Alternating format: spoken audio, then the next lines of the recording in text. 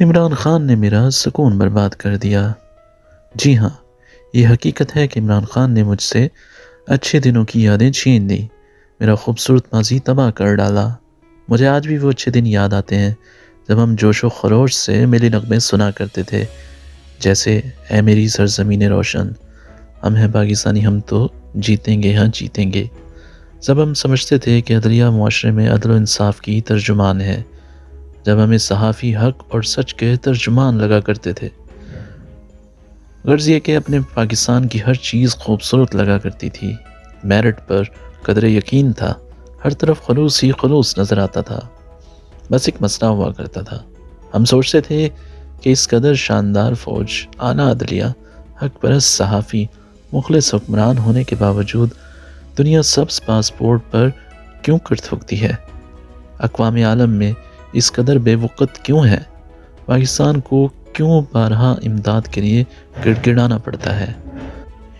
دنیا ہمیں کیوں کر فساد کی جڑ سمجھتی ہے؟ بہت سوچا کرتے تھے، پر وجوہات سمجھ میں نہیں آتی تھی۔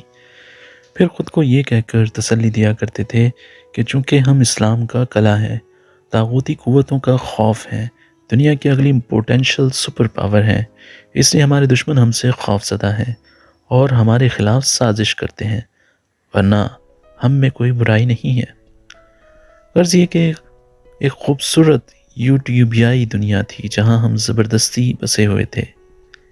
وطن خوبصورت تھا، لوگ عظیم تر۔ پھر عمران خان آ گیا، اس ظالم نے جیسے پیروں تلے قانین کھینچ دیا تو نیچے ٹنوں دفن ہوا کچرا نکل آیا، چہروں سے نقاب اتر گئے، ہر طرف وہ بدصورتی اور تعفن پھیل گیا کہ دم گھٹنے لگا۔